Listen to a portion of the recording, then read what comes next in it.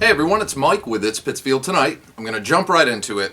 And this video is really, I want to talk about the candidate interviews and what I'm actually really trying to do this year. So, many of you probably have seen the candidate interviews that I've already done. I've done a couple with our at-large city councilor, Yuki Cohen, Karen Kalinowski, who's running for at-large council, Brandon Maurer, who's running for at-large, Kevin Sherman, who is running for Ward 3. Is that it so far? Yes, I think those are the ones I've done so far. Am I forgetting somebody? Anyway, I hope I'm not. And I've got quite a few more coming up. And I know just a few people had commented or sent me some messages that said, I like what you're doing, Mike, but, let's get to some real questions here. I need to know this, this, and this. And look, I get that. So here's what I'm doing. It's early. Okay, we're in May. And we have up until the primary in September, if there is a primary, depending on how many candidates there are, and for each, contest, and then November for the general election. So we have a lot of time. And what I'm trying to do is as many videos as possible with as many candidates as possible, incumbents, new challengers, to really give you, the audience, a full view of the candidates, about their personality, how they work with others, all that, which is important. And, I get at the end of the day, the bottom line is, if elected, how are you going to represent the constituents? And these are the things. And I 100% get that. And we're going to get to the tough questions. But remember, we're not electing robots. We're electing human beings. And there's a human element to that. So I want to present them in different formats where, they won't necessarily be a debate. I want to do some fun stuff. Question and answer stuff with all the candidates and questions coming from the audience. Think of the old style Hollywood squares, and maybe get some restaurants to give some gift certificates or something like that, or we give something to charity, but get people engaged. And why is it important to see how these candidates, their character, their personality, and all that? Because it is, no matter how smart they are, it is going to be important at how they're going to work well with others, how they're going to handle discussion. Is it calm and level-headed? So all that, and that's for all of you to see. That's what this is about. So I get that, some of these videos you've seen, they're not really tough questions, but these are my first interviews working into the series, and some of these candidates, Councilor Cohen, Kevin Sherman, Brandon Maurer, all of them really, except for Karen Kalinowski, was the first time that I have spoke to them. So for me too, I want to build it up and get a full view of each of them. And it gives everyone a really good understanding of who you're electing and why. So that's what it's there for. And I hope you guys appreciate that, and I hope you understand that. So all the questions, some of them will be sense of humor, funny. I want to see the human side, and I want you to see the human side. So that being said, I've put a lot of thought into what I'm doing. And I'm very grateful for the candidates that have given me their time. And I completely understand, who am I? I'm this guy that popped up out of nowhere and started It's Pittsfield Tonight. I'm not, I've been called fake news and fake journalists and known troublemaker. I've went through the gamut on all those, and I just said gamut. Who did I take that from? That I recently interviewed who used that a few times. Brandon Maurer. Anyway, I got a weird brain, as you guys will figure out. I'm very, yeah. Anyway. I've really sat back and since I started doing this, I've told this story. I volunteered. There was a mayoral campaign going on. I volunteered for Dan Bianchi's campaign. I didn't know him. I knew he was the mayor. So I had just got back into town, and I was like, I'm working for the mayor's campaign. I thought it was a big deal. You know, I wanted to get into photography. I decided to get out of the music business. I wanted to try something new. And what experience did I have in politics or any of that? No more than any of you. I just followed it. I paid attention. I cared about it. I cared about social issues and community issues, and I was always talking to people. And I had taken a job in a gas station here on West Housatonic Street, the Sicko out there, Bill's top of the hill or whatever he calls it. And unfortunately, me and the owner had our own issues towards the end. I've heard some stupid rumors flying around on that. But overall, I had a good working relationship there, and I loved being there because of the customers. I loved it. A lot of my friends were like, Mike, what are you doing working in a store like this? I loved it because I got to see everybody. It wasn't like a store that just had a select clientele, you know. You saw everybody. Everybody needs gas. Everybody goes into convenience stores. So it really gave me even more insight into just talking with people and what are all the things people were talking about. So, you know, it was a easier transition than I guess when I look back and, you know, I talk about the museum, how I started It's Pittsfield Tonight. That was the first really issue that I was talking about. And then it grew from there. But, you know, my interest in politics, and I was already trying to get in the game. And you get into Pittsfield, an area like this, again, I knew I had no credibility, didn't know anybody, and I had to do a little bit of grunt work to figure out how this worked. So I jumped in and learned who the players were. And it took a couple of years. And at times, did I pick sides and all that? Yes. I didn't know. I really didn't. I'll be the first to stick my hand up and say I'm guilty of that. I absolutely am, because I'd be with these people over here, and these people would, oh, don't talk to those people. They're the devil. And then I'd go, something would happen, and I'd meet these people, and they'd be like, oh, you don't understand. You're working for the devil. And I was like, wait a minute. How is everybody the devil? And which one of you is actually the devil? It was crazy. And now, with some of the candidate interviews I'm doing, and I'm going to be honest, Councilor Cohen's situation, I came full circle. And meaning, now I've talked to a lot, almost all of the people on both sides. I've had personal conversations with. And you know what I've learned more than anything? And please, people, forgive me for this, but, you know, it is what it is. If I lose followers or make people mad, whatever. But I've learned there's a lot of good people in this city acting like AHs. And I don't mean Andrea Harringtons. It's ridiculous. I have seen the human side now over the past few years being involved in these campaigns. And when I say the human side, I've seen people break down and cry. I've seen multiple times, a lot of people.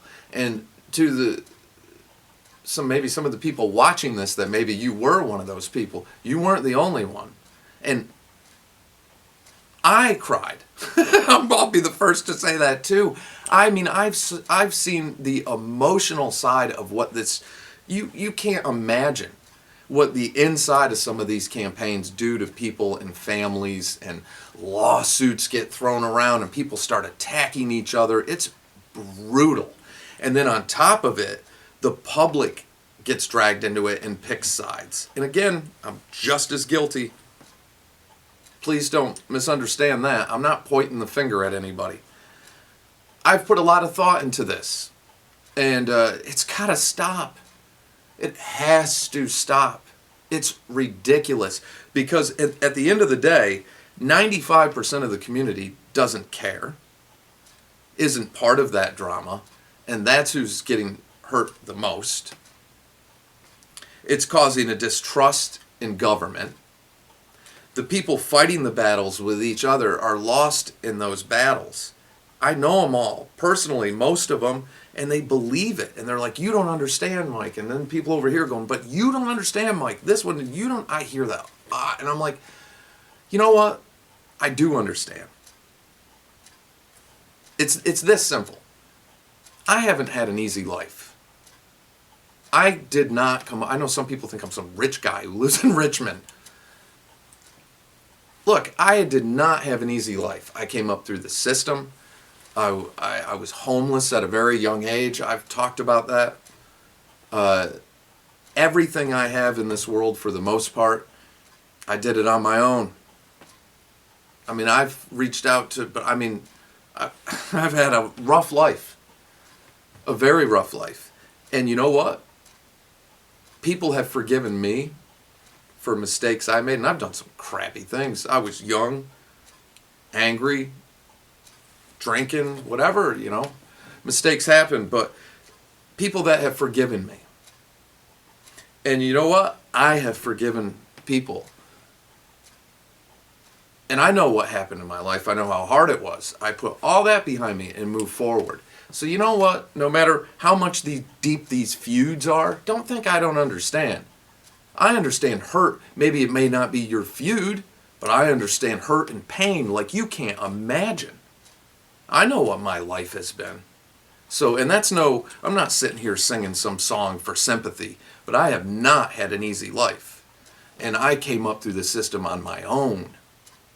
And that's the truth. And I've talked about that a little bit before. But the reason I'm saying that is, look, if I can forgive situations, because harboring that, it hurts yourself. It hurts everybody. If these feuds don't stop, you're ruining our political system. You're deterring people from running for office. I can't tell you how many people tell me, Mike, you see that stuff you talk about? That's why no one will run. No one will run. Enough. Who is going to be the first of our politicians to step up and say, all right, maybe this is it. Maybe it's time to bury the hatchet, no matter what it is, and not even discuss it. Do what your campaign sign said. Move forward. You don't need to look back and discuss what we've already been through. Everybody knows the feuds, the fights, the this, the that, the lawsuits, the holy... and it's horrible. And I've seen how much everybody has hurt from this. Everybody. And you're all good people. I like all of you. A lot. You know, I disagree, but all the counselors that I've met, even the ones I disagree with on political issues, I like them. I've had it out with Barry Claremont, the mayor's husband. And the reason I mention that, he is a former city politician. But he is the mayor's husband, and he's commented on my page, and he's gotten the... You know what? I like Barry. I know a lot of people probably don't believe that. I've hung out with him one time. We went to lunch, and we had a great time. All that other stuff aside, I like him. Put this crap aside. There's good in all of us. Put the crap aside, and let's heal the city. I mean, that's what this is about. These feuds have destroyed us. And I have participated in it as much as anybody, because I've had this platform. And who am I? You know, I never profess to be like, I'm Mike Daly and do what I say, I'm the news. I've never said that. This page is about all of you. I got a big mouth, and I care about what happens in the city, and all of you are like, all right, well, go for it, Mike. We got you. And that's really what this is, and I know that, and I'm very grateful for that. I'm grateful to all of you. I'm grateful to the politicians that have given me their time. They don't have to do that. And they've been awesome about it. So let's focus on all that. And I know I'm just talking here, but it's been bothering me a lot. I've been thinking about it a lot. And I think that's when I started thinking about everything I've been through in life. And I've forgiven everybody because I've been forgiven for things I've done. Nothing's that bad if you're still breathing. It's not. It's not worth it. And it takes the bigger person to be the first one to step up and say, I want to end these public feuds. How do we do that? Maybe Barry Claremont could be the first to do it and be the bigger man. And it would. You'd look like a hero, Barry. And say, you know what, I'm going to put all that crap behind. I'm going to drop this, do that, whatever. Or maybe the other side. Same thing. I hate to say side, but, you know, somewhere, someone, somebody. The mayor, Dino Lampiazzi, somebody step up and say, because we all know these feuds, they're real. They're realer than real. Everyone knows it. And I could get into depth about the things that have been done, even recently, a story we saw in the paper with an employee in a truck that was taken away from. We all know. We all know. And it's the community that's suffering. And you know what? We're coming out of a pandemic. We lost 500,000, more than 500,000 people in this country. And I mean, that's what, 5 times more than Vietnam or something? Are you kidding me? Do you know what we just went through as a country? Are we really going to let our politicians fight? No. No. Enough's enough. It's healing time. There's a ton of opportunity, a lot of investment coming into the community. We're grateful to have people right now. I have nothing bad to say, and I'm grateful to see people like Milltown Capital. You know, all this federal and state funding that's coming. This is a time. This is a time, a real opportunity for us to fix everything for everyone as best we can. You can't fix every problem overnight, and you can't make everyone happy. You know, I'm not unrealistic. But this way of the fighting and the feuds and the this and the, I hate it with everything in me. I hate it. And it needs to stop. Somebody be the bigger person and stand up and say, yeah, it does need to stop, so let's stop it. What do we have to do to put it all behind us? And the people that choose not to, then you're the bad guys. Because once somebody decides to put that foot forward and say, you're right, then let's all do that. And bury the hatchet and move forward and work as a community and be thankful for all of us. You're all good people. I love every single one of you as friends that I've hung out with. I've really enjoyed and been grateful to be welcomed into homes and talk with people. You know, and at times the past few days I felt like I was making people mad and enough. It's too stressful. So, all right, that's it. I could go on forever with this. That's it. Please, everyone, get involved, participate. Ton of cool videos coming. And to all the candidates, if you're an incumbent or you're running and you want to come on It's Pittsfield Tonight, I would love to have you, and we'll give you a fair, honest, open platform for the community to get to know you. So please just reach out to me and we'll schedule something. So again, that's it for now, and I will catch you all over the weekend.